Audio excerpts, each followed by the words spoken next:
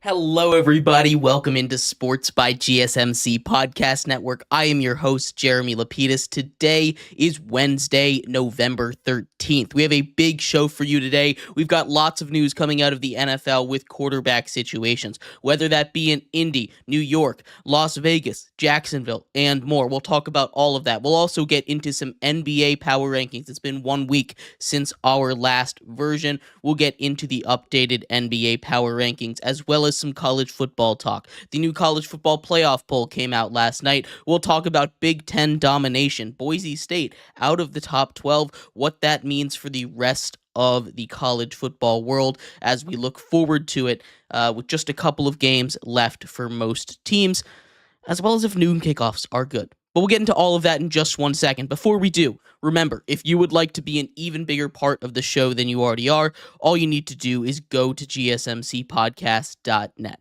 Or if you are on YouTube, you can use that super chat feature. If you do either of those two things, a message should pop up on the bottom of the screen for you, me, and everybody else around the world to see.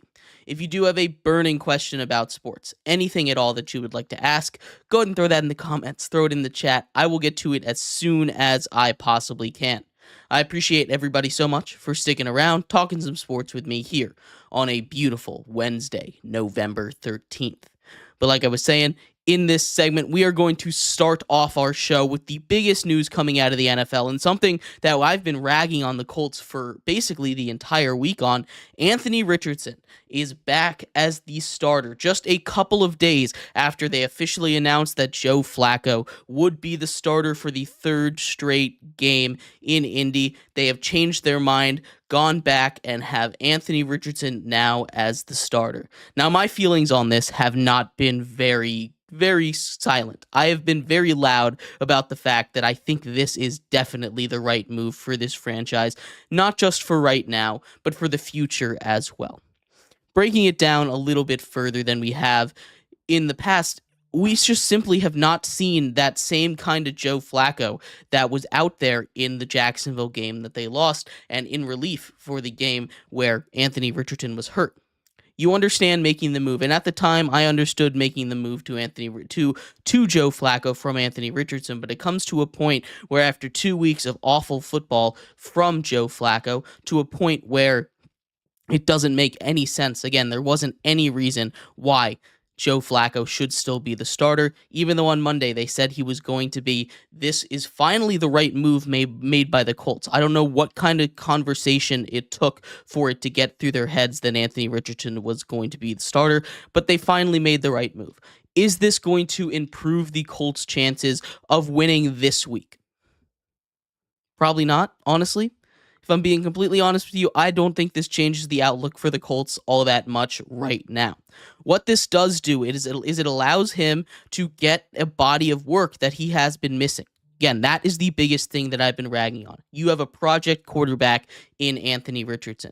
Anthony Richardson, a guy that started less than 15 games in college. He has started only 10 games in the NFL through his first 1.5 seasons now.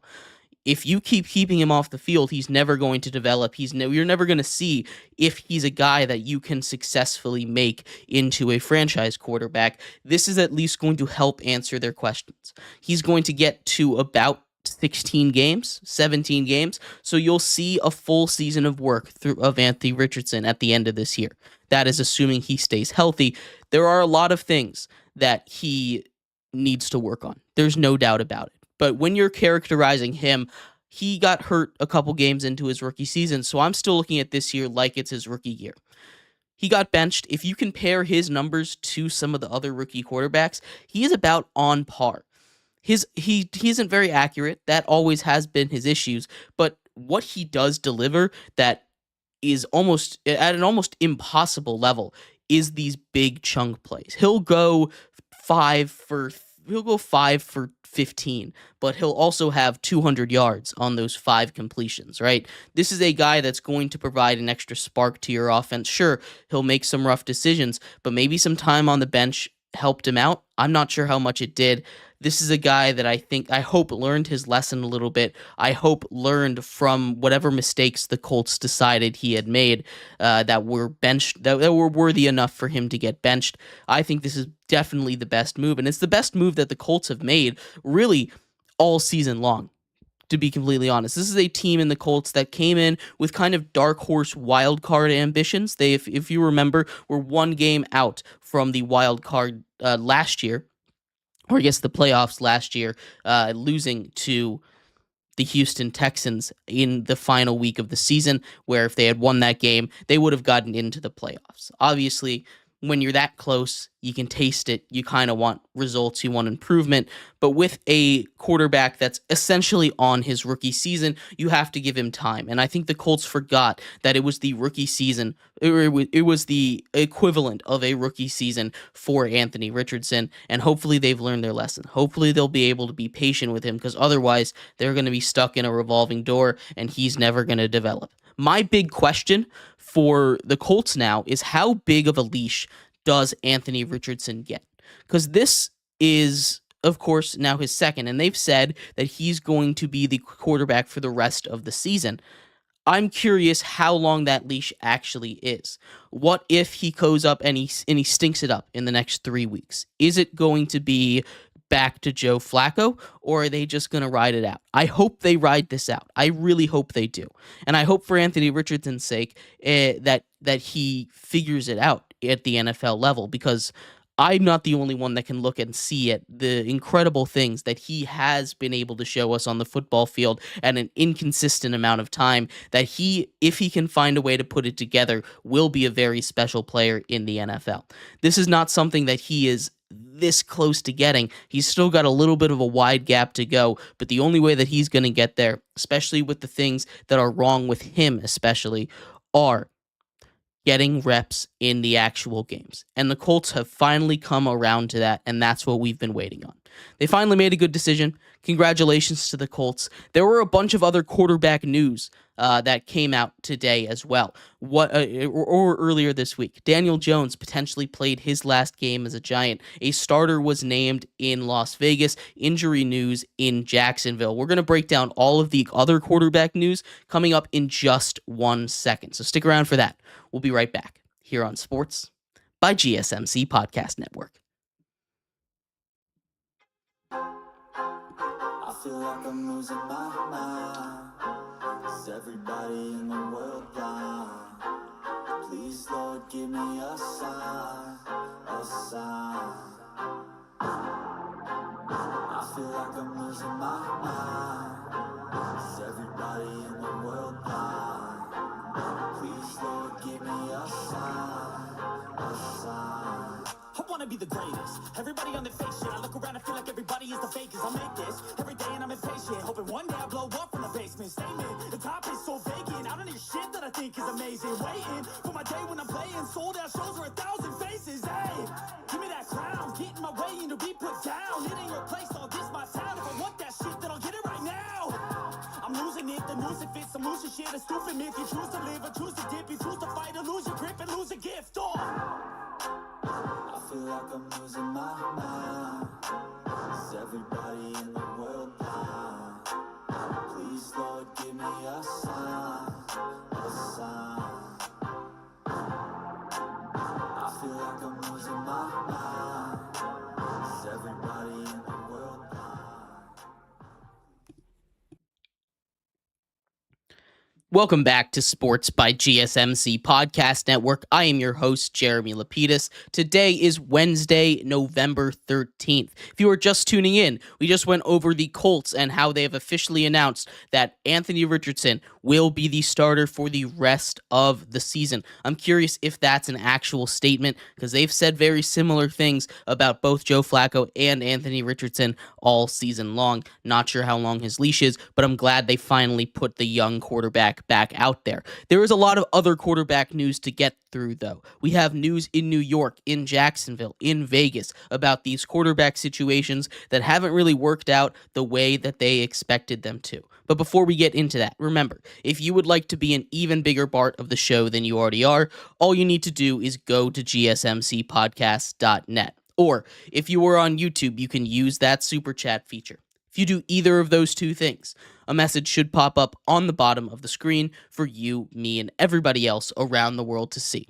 If you do have a burning question about sports, anything at all that you would like to ask, go ahead and throw that in the comments. Throw it in the chat. I will get to it as soon as I possibly can. I appreciate everybody so much for sticking around, talking some sports with me here on a beautiful Wednesday, November 13th. But like I was saying, in this segment, we are going to finish up our NFL quarterback news starting in New York. The Giants are on a bye week. They're coming over from an abysmal game, a loss to the Carolina Panthers, in which all of the blame, I won't say all of it, but really you could point the finger at Daniel Jones, and I'm pretty sure that would be the right answer. Obviously, football is a team sport. You're not going to get the answer from just one person, but this is an out year on Daniel Jones. He has not played like he needs to in order to extend his time in New York. The question now is, as opposed to, is he going to stay past this season? The question now is he going to finish the season? And I'm not too certain he will. Now, this is going to come down to a couple of different things. I think, number one, what this situation is going to come down to is how confident is Brian Daboll that his job is safe. I hope his job is safe. I think Brian Daboll is one of the better coaches in the NFL, and I think if the Giants decide to fire him or Joe Schoen, either one of them, I think it's a mistake. I wouldn't be shocked if they fired either of them, and I think they're definitely on the hot seat for good reason. Obviously, letting Saquon go and choosing Daniel Jones over him, not a good look just 2 years later, but they built an out year into his contract just in case, right? This is the reason why they front-loaded that contract, allowing them to get out of it now. You also have, outside of that factor, right? The question is, do the Giants think that Daniel Jones is the best option? And honestly, he still might be, even with the way he's playing. I still think Brian Daboll is one of the best coaches in the league, and I think it would be a mistake to fire him. Both him and Joe Schoen, again, like I said, don't deserve to get fired. They've made some really great draft choices this year. That rookie class is really playing great. The defense is playing great, and I think the play calling, honestly, has not been an issue. It's been on Daniel Jones and his inability to push the ball downfield, his inability to take chances, his lack of, just trust in that offense, in his receiver, in himself, really. And it's leading him really out of the building. The backup situation in New York is not very good, to put it bluntly. They have Drew Lock, who they signed from the Seahawks, who came in relief of Geno Smith last year, had a couple of really good moments, but is not the answer. He was drafted the same year as Daniel Jones, and he was a guy that I think was very similar to Daniel Jones, not generally a good thing to be compared to. You also have Tommy DeVito, who came in and played really good for the Giants last year. I think he is the best quarterback in that quarterback room right now, but that's not saying much, is it? It's Tommy DeVito. You know what you're getting out of Tommy DeVito. He's gonna bring a fun energy to that offense. He's gonna complete the short passes you need him to, but he doesn't have the kind of arm that you need when we're looking at pushing the ball downfield, which has been the biggest issue for the Giants.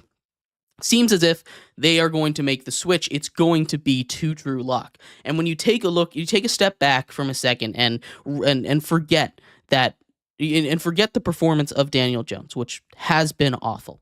If you just compare the numbers between Drew Lock and Daniel Jones, you're not going to come to a conclusion. You're not going to come and make a decision and say, hey, Drew Lock is so much better than him. And the Giants also, I don't know if they're going to really be trying to win things. They right now have sole possession of that number 1 overall pick. There are 5 other teams with 2 wins right now. They're heading to a bye week. Things could change, but right now they have the ability to turn that franchise around. This is a team that I think is not going to try to lose. Again, especially with Daboll's job in jeopardy the way it is. This is not a team in the New York Giants that I think is just going to start to tank.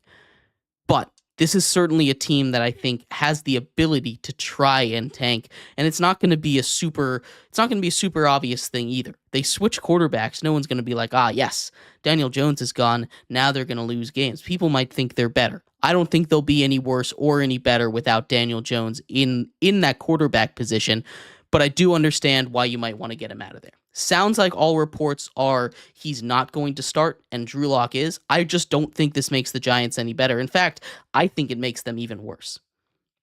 But that's just my opinion. We will see what happens after this bye week. Obviously, we're not going to really know for sure until the bye week is done. But I don't think anything's going to happen. Outside of New York, other major quarterback news, Trevor Lawrence already has been ruled out for the Jaguars. We get another week of Mac Jones. It seems like it's season-ending surgery for Trevor Lawrence. And one of the big things I had taken away from that Jacksonville Jaguars game is the fact that Trevor Lawrence is not the problem. And he never was, right? This is something that I've been kind of been saying for a while. I guess I've been a Trevor Lawrence truther, if that's how you want to put me. Obviously, a massive contract, you don't need a lot of big defenders like that. But Trevor Lawrence, I think, is a guy that gets way too much hate for a situation around him that has just never really been good. The receivers drop a lot of balls, they do, and he makes his fair share of mistakes as well. But you saw what the situation was with Mac Jones, barely able to muster 7 points to an offense that in recent weeks really had started to get its momentum back. You saw its game just 2 weeks ago against the Eagles, where Trevor Lawrence almost led a game-winning drive. The defense stepped up big. They were able to challenge a top 10 team in the NFL in the Philadelphia Eagles, arguably a top 5 team in the NFL in the Philadelphia Eagles. But Mac Jones out there against a good Minnesota Vikings defense was just unable to get anything going. 7 points. That's all they could muster. It's not a good look, especially with the way the defense was playing last week. I'm not sure how this goes the rest of the season. They get the Lions. Trevor Lawrence might be done. They'll be back next season, and the Jaguars should be better for it. And the last one, Antonio Pierce, head coach of the Las Vegas Raiders, officially announced today that Gardner Minshew would be starting. This was a legitimate question. Obviously, they don't have Aiden O'Connell. He's going to be out for a couple more weeks due to that broken finger on his throwing hand. But you also have now Desmond Ridder, who came in and took some snaps last week. Desmond Ridder, who, he played a lot of games last year in Atlanta. And this is a guy that we all see is never going to be the answer at quarterback.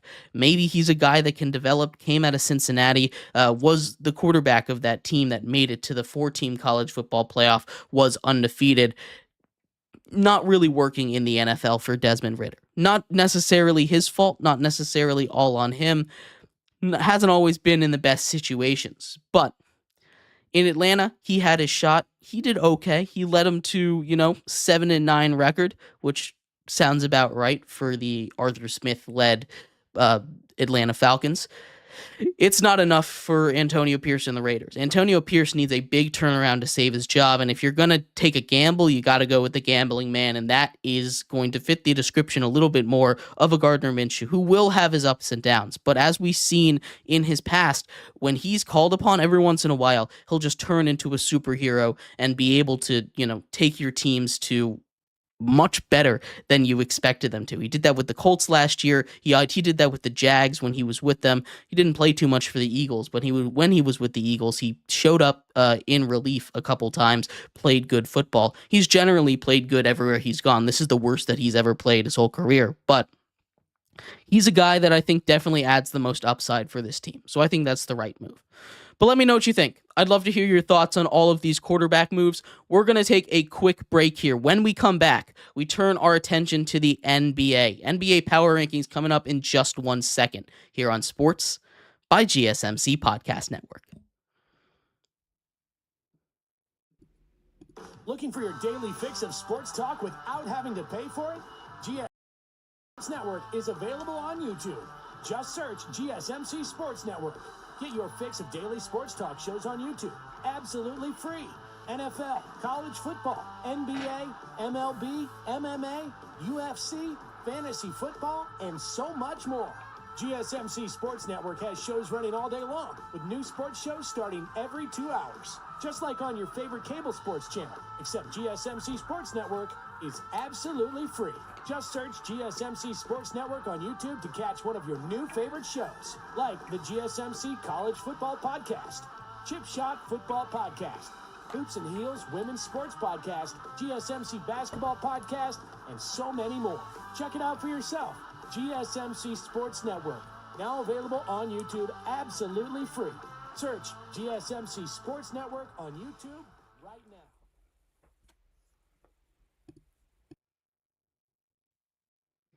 Welcome back to Sports by GSMC Podcast Network. I am your host, Jeremy Lapidus. If you are just tuning in, we just went over all of the major quarterback news in the NFL.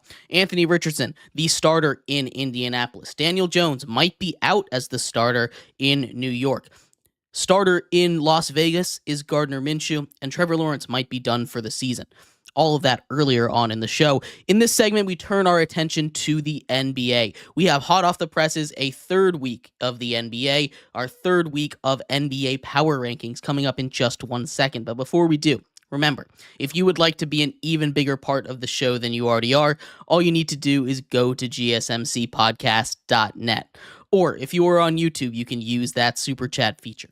If you do either of those two things, a message should pop up on the bottom of the screen for you, me, and everybody else around the world to see. If you do have a burning question about sports, anything at all that you would like to ask, go ahead and throw that in the comments. Throw it in the chat. I will get to it as soon as I possibly can. I appreciate everybody so much for sticking around, talking some sports with me here on a beautiful Wednesday, November 13th.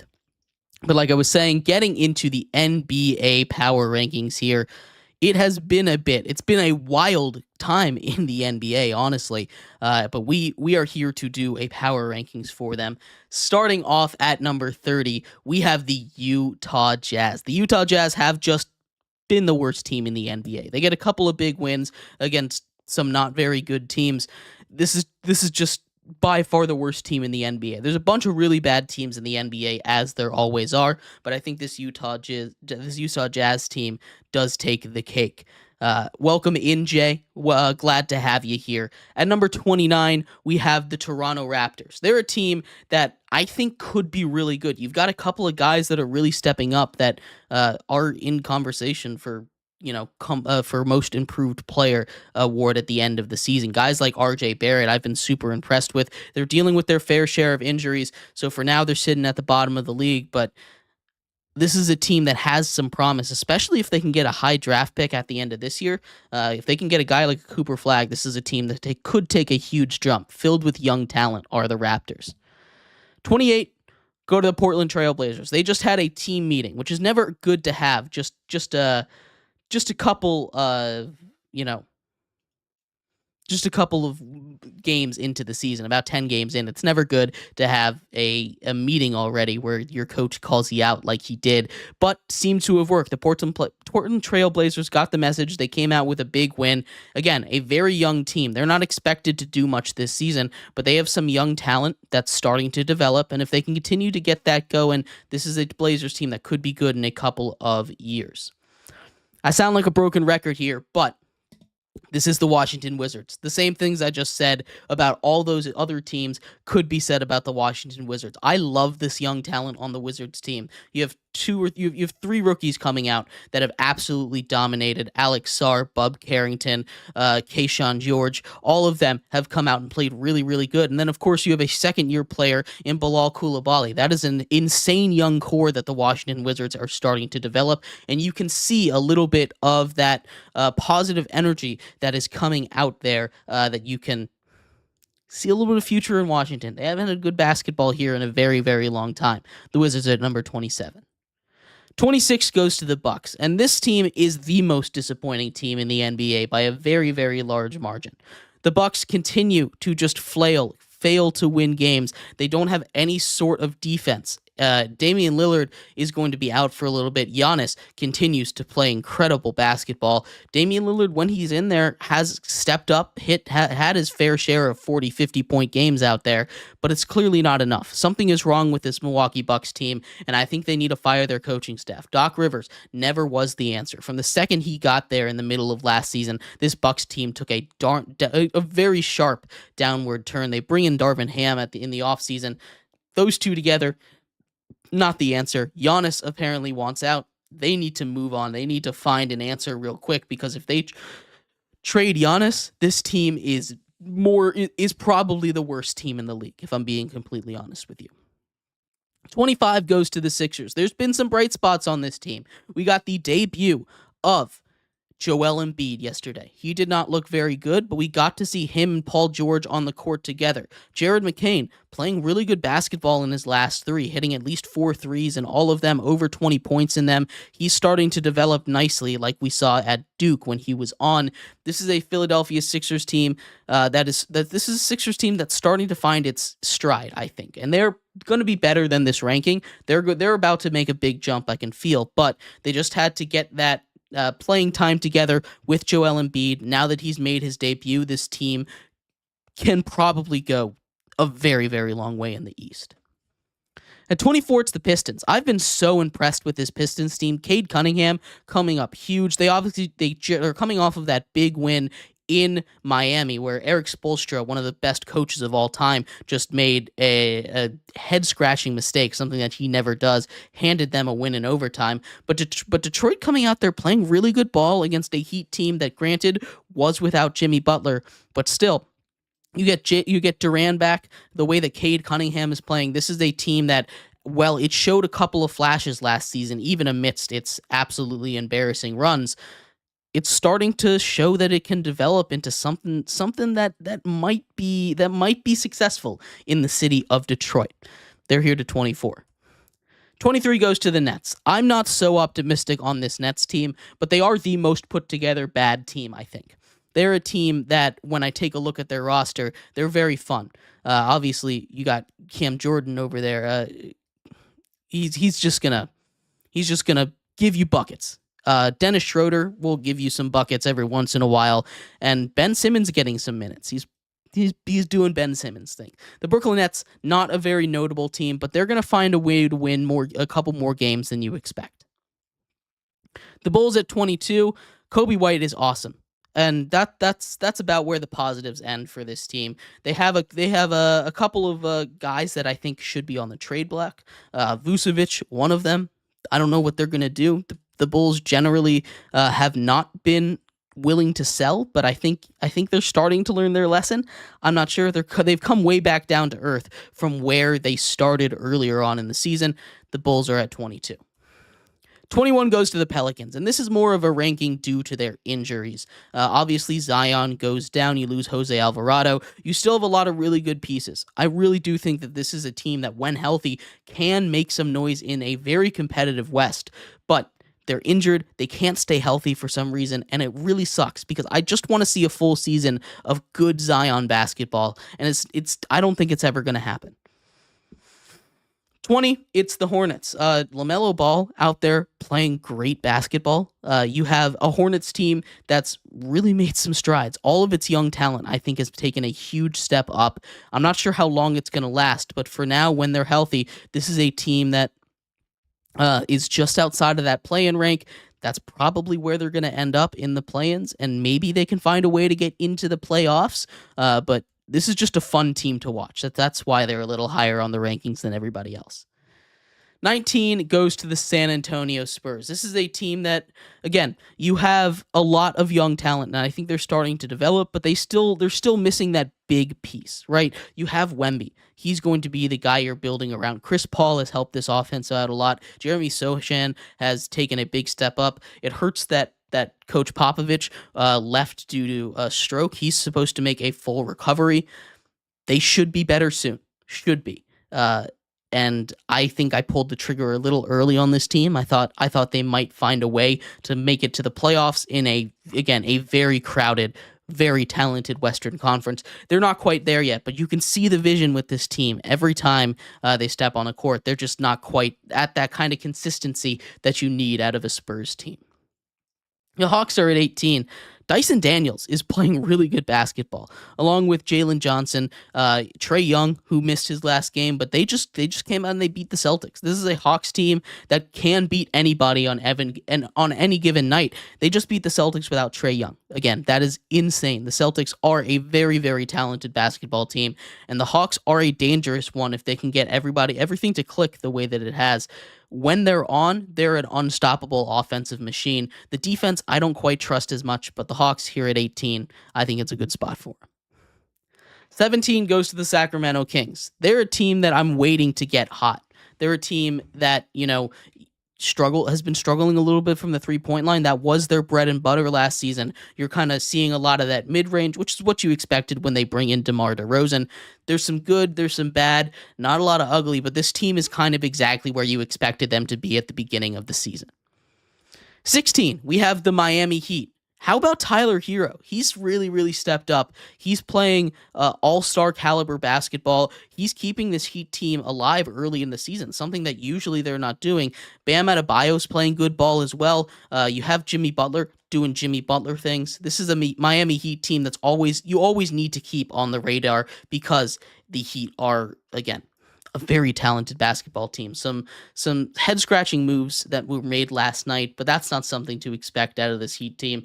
They'll turn it around. They'll figure it out by the time the season's over. For now, they're sitting right near the middle at 16. 15 are the Knicks, and this is a Knicks team that I want to put higher. When I take a look at this Knicks team, kind of individually separated from the results, I'm surprised that they don't have a better record. The way that Cat's been playing recently, the way that whole team is able to put up, 10 points, 5 assists, 10 rebounds, basically, every single game per person in that starting lineup is insane. And it's a very, very fun team to watch. I really love watching this Knicks team, but they just seem like they're not finding ways to win games the way that you might expect them to with this roster, the way that everyone is playing, especially with the way that Cat is playing. They're just a very slow offensive team, which is not something that you expect out of a Tibbs unit.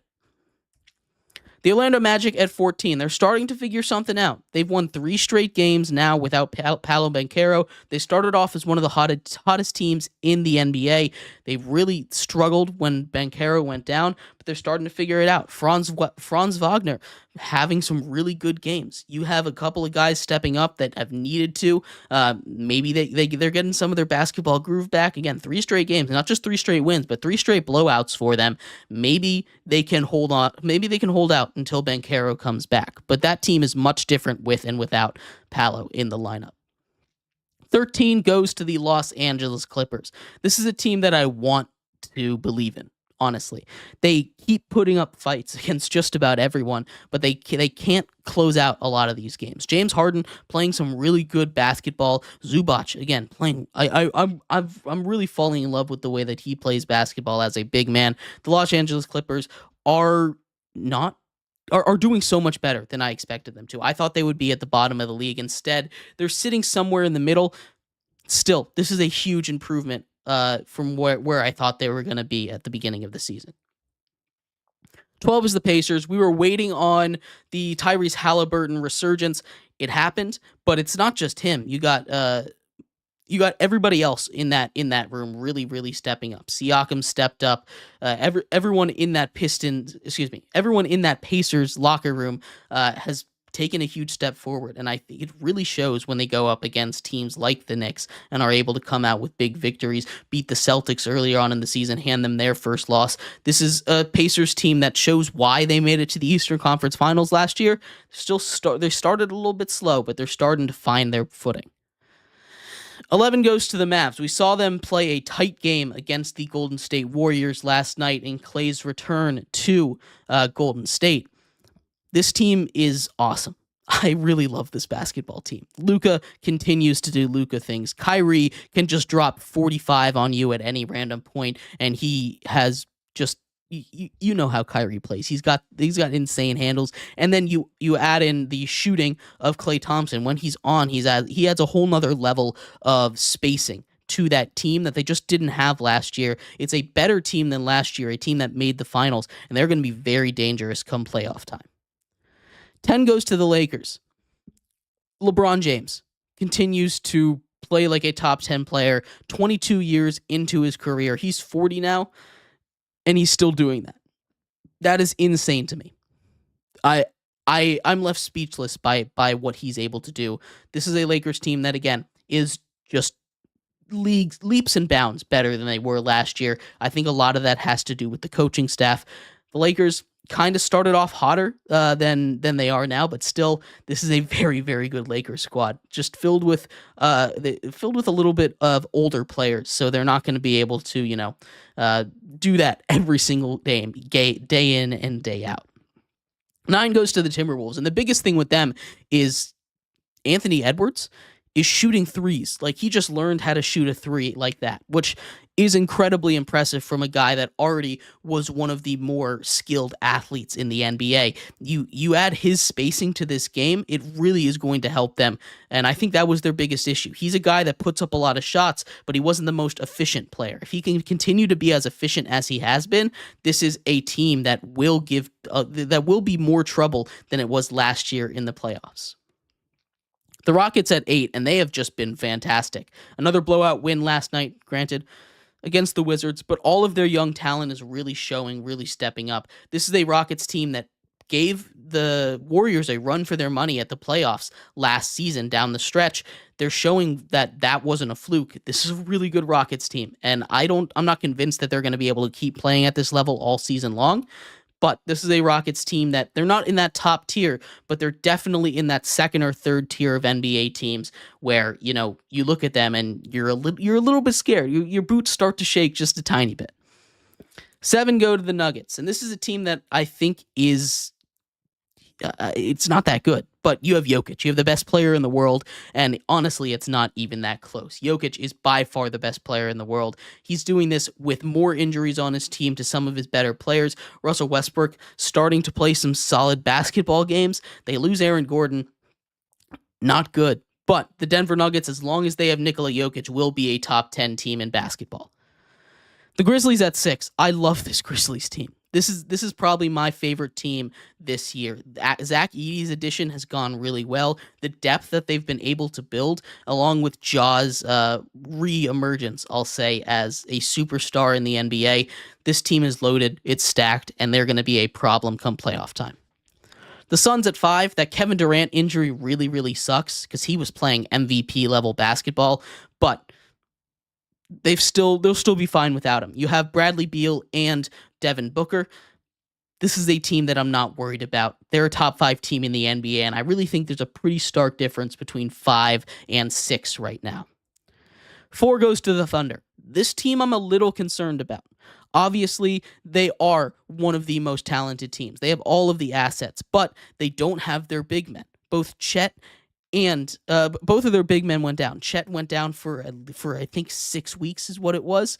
This is not a team that has any centers anymore. They're playing, their tallest guy out there is 6'6". They're playing small ball and they're still finding a way to win. Shai Gilgeous-Alexander, very good, but when you go up against a team with like a Rudy Gobert or something, they're going to get punished.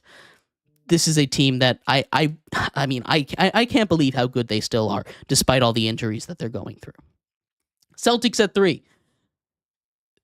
This is an unfair team, honestly, and I'm surprised they've even fallen this far to 3. They just took a loss against the Hawks. Jaylen Brown playing really good ball. Obviously, Jason Tatum playing really good ball. Peyton Pritchard, how about him? 6th man of the year up there. He barely played last season. He was their half-court specialist, as they put it, and now he's getting some real minutes and has been a huge problem for other teams, as when he gets hot, he just does not miss. This is there's not much more I can say about that Celtics team. The Golden State Warriors at 2. They are the biggest surprise for me.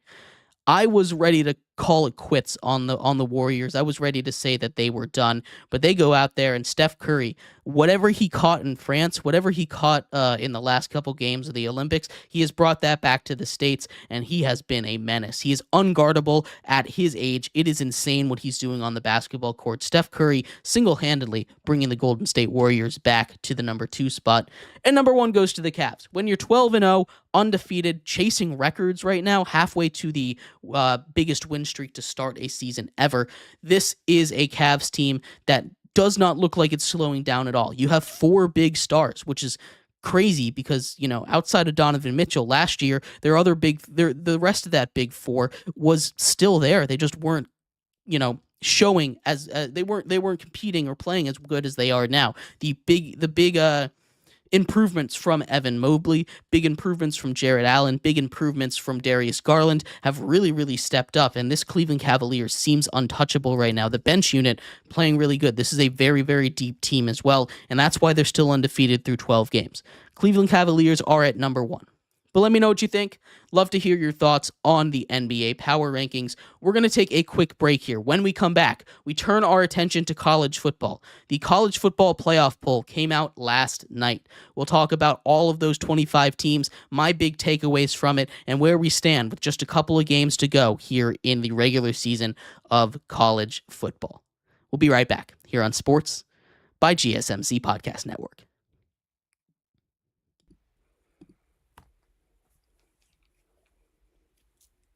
For the best and latest podcasts available anywhere, go to the podcast app on your cell phone and type in GSMC to access free content-rich podcasts on health and wellness, book reviews, sports, entertainment, relationships, social media, movies, technology, finance, and even weird news. Subscribe and download the GSMC Podcast Network's family of shows, available everywhere podcasts are found.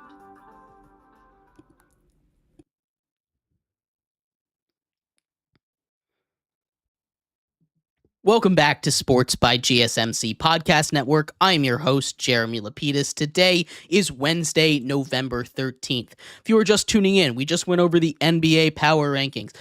Cleveland Cavaliers at the top for the first week. We haven't had a number 1 stay through the first 3 versions of these Power Rankings. Excited to see if they can stay up there for next week. In this segment, we turn our attention to college football. The college football playoff race came out last night. The rankings, the second one by the College Football Playoff Committee. We'll break it down, go through all 25 teams if I think they deserve to be there, and my big takeaways from it. But before we do, remember, if you would like to be an even bigger part of the show than you already are, all you need to do is go to gsmcpodcast.net. Or if you are on YouTube, you can use that super chat feature. If you do either of those two things, a message should pop up on the bottom of the screen for you, me, and everybody else around the world to see. If you do have a burning question about sports, anything at all that you would like to ask, go ahead and throw that in the comments. Throw it in the chat. I will get to it as soon as I possibly can. I appreciate everybody so much for sticking around, talking some sports with me here on a beautiful Wednesday, November 13th.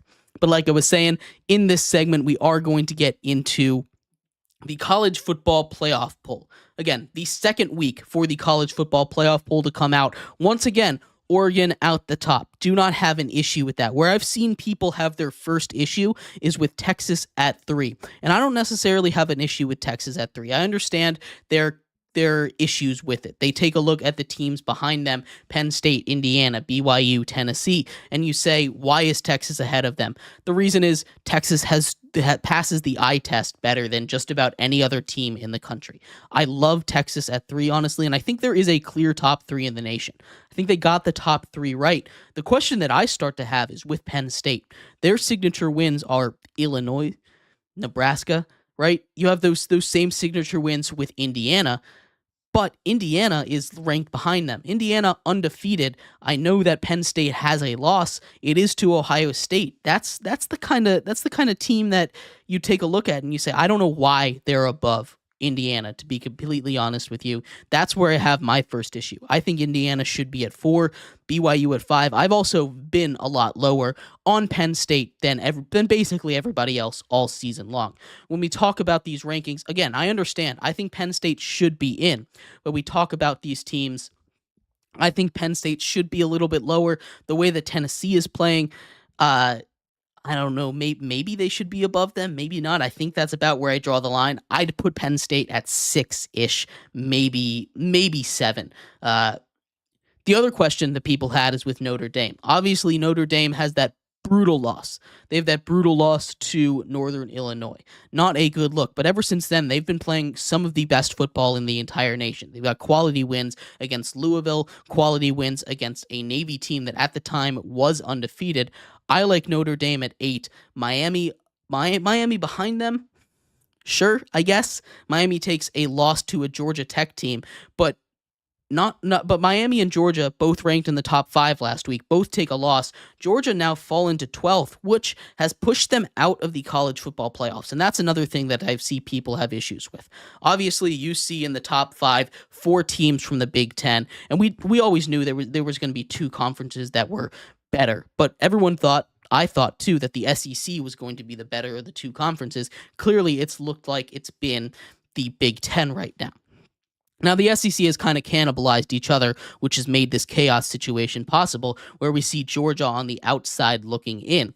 Not necessarily a bad thing here, but I'm starting to see some SEC truthers out here where they're saying, oh, a 10-2 SEC team is better than an 11-1 This is better than an 11-1 Big Ten team, which I think is a lie, if I'm being completely honest with you. I think both of those conferences have very, very good football at the top, have not so great football at the bottom. And I think if you're going just based on brand value, the SEC, I don't like it. And I think the college playoff committee did a very, very good job of not taking into account these brands. Now, obviously, it's going to be a part of the rankings. You're in college football. These are guys that are college football experts. They know. And they can't possibly watch every minute of every single game, even though they're supposed to be able to do that. This is a team that you take a look at, or this is a ranking that overall the 12 that are in there, I don't really have any issue with. Obviously, the first 2 out. You have Georgia, the first one out because Boise State gets that 5th conference, that group of 5 spot, and then SMU, which the only way SMU is getting in, unless some more chaos happens and SMU finds a way to win out. Even then, I don't think SMU gets in without a win in the ACC tournament. So I don't mind SMU being the first one out. The question does come when you look at some of these teams at the bottom. I will forever say, or at least for the rest of the season, say I don't think Mizzou deserves to be ranked. Mizzou is a team that they have not looked impressive at all. Sure, they're 10-2. Sure, but you have a couple of other teams that are, have just the same record that I think would beat Mizzou. I think Mizzou loses to the 2 teams behind them. I think they lose to Army. I think they lose to Tulane. I also think that they lose to at least one of the teams that fell out of the top 25 or the college football ranks in Iowa State. Maybe Pittsburgh. I don't think they lose to Pittsburgh, but still, this is a Mizzou team that hasn't really played anybody tight, and I'm a little concerned about that. Louisville at 19, I think, is a little high. I've been very high on this Louisville team. I still think that is a little bit high for them. Still, though, I'd like to see an Arizona State in instead of Mizzou, and I think that's my biggest issue, that Mizzou is in there. LSU takes a huge hit. They're down 7 spots to number 22. South Carolina jumps in at 21. I love that. There's another question here. Head-to-head. How much does head-to-head matter, especially when it's earlier on in the season? They seem to have respected that with Kansas State and Colorado, but when it comes to LSU and South Carolina, they're seemingly throwing that away. I know South Carolina is coming off of a couple of big wins, and LSU is coming off of a brutal loss to Alabama, but LSU still beat South Carolina, and when they're right next to each other, I think you need to respect the head-to-head. So if you're going to have them right next to each other, I think LSU needs to be ahead of South Carolina. Washington State is an interesting case to get in because they're kind of like an independent school. They don't have that auto bid option like you might when you are a Boise State, when you are an Army, when you're a Tulane, teams like that, right? They don't have that kind of group of 5 privilege, as much as you can call it a privilege, I guess. But they're kind of trying to put their resume up against everybody else. Right now, they've only lost 1 game. It was to Boise State, who I think, as the committee says, is the 13th best team in the nation. It's not like they have to put a group of 5 team up there. They just did because Boise State has been a dominant force. They were number 12 last week. I think this is a team that in Washington State deserves a little bit more respect. They don't have that same kind of pedigree. Colorado, I think, deserves a little bit more talk to them as well.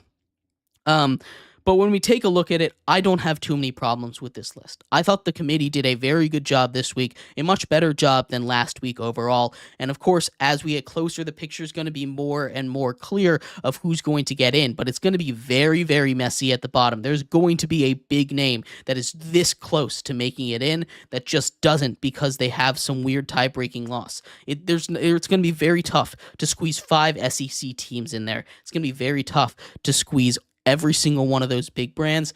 I'm not sure how it's going to go, but it's going to be chaotic, and that's what we love about college football. But let me know what you think. I'd love to hear your thoughts on the college football playoff poll.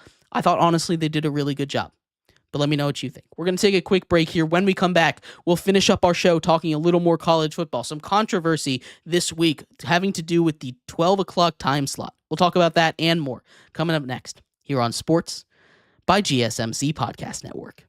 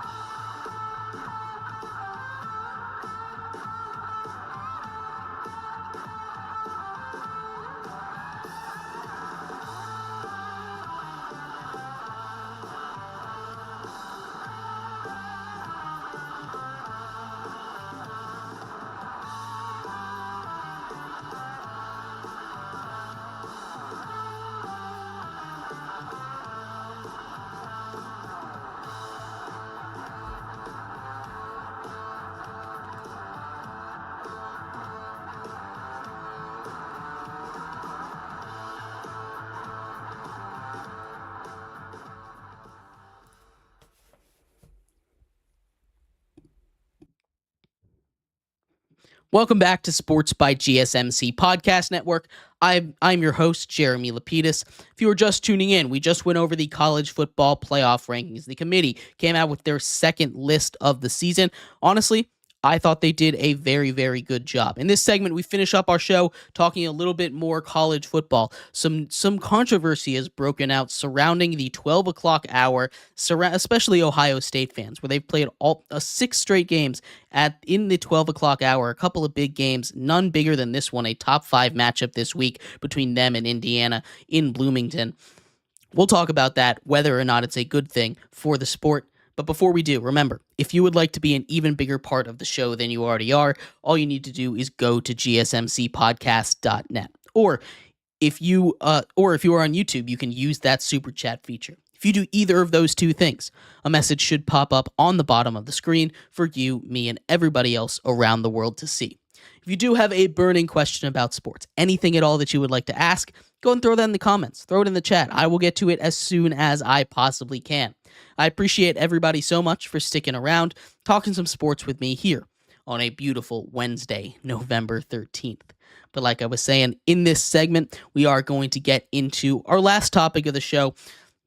College football has our noon kickoff's the issue. There was a big debate on Twitter, X, whatever you want to call it, this week surrounding the Ohio State game being pushed to 12 o'clock. Obviously, there's something magical about a primetime kickoff. You see it happen in the biggest environments in sports. You see it happen when we take a look at, Death Valley in LSU. The Penn State games when the whiteouts are at night, stuff like that. When the lights are on, you get these big moments, right? And that's fine. It's all part of the atmosphere and stuff. But I don't understand, to be completely honest with you, this big complaining about the 12 o'clock hour. There's always been games played at 12 o'clock, or at least as long as I can remember, there have been games played at 12 o'clock. And that's just how it works, right? There's only so many prime time slots you can give out. And I know a game like this, a game that's between two of the top 5 teams in the nation, probably deserves to be a prime time game. But I also don't see an issue with it being played at noon. This is a matter of just honestly pride. And honestly, you have Ohio State yell about this all season. They did the same thing with the Penn State game. That one turned out fine. Obviously, it would have been a little more interesting to see it that whiteout at night. It's not a huge deal. I don't understand why everybody's getting so angry about this. These 12 o'clock kickoffs have always happened. I also understand why people are mad at Joel Klatt for his argument saying ratings. This is not what people are mad about for the 12 o'clock kickoff. They're not saying it for TV. They're saying it for fan experience, stuff like that. And for that, I understand. You want that kind of crazy environment that you get at these college football, at these college sports. That's what makes college sports so special, is the environment that it's able to create, and these huge moments with these huge stadiums, with all of these people that are just going crazy. And that happens in college sports more than just about any other environment, which is why we love college sports here, right? But when we take a look at this issue as a whole, it's just dumb. Who cares if the game's at 12 o'clock? This is going to be a great game either way.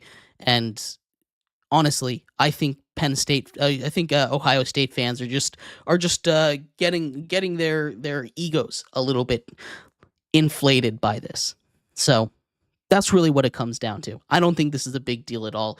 I'm very excited for this weekend. Tomorrow, we're going to break down some of those games. There's some massive games in college football this weekend in the NFL that we'll break down later on in the week. We'll also talk about the Thursday night football tomorrow and all of the biggest news from around the world of sports, rookie report and everything else. That'll be on tomorrow. But thank you, everybody, so much for tuning in to today's episode of Sports by GSMC Podcast Network. I have been your host, Jeremy Lapidus. Again, we'll be back tomorrow. Same time, same place. I can't wait to see you all then. You all have a good night. Bye-bye.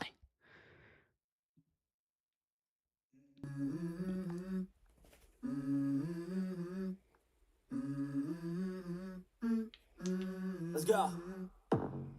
I wake up to a little bit of drool on my pillow, feel like it's gonna be a bad day. Yeah, I'm tired of shit, and the coffee ain't hit yet, damn, ain't that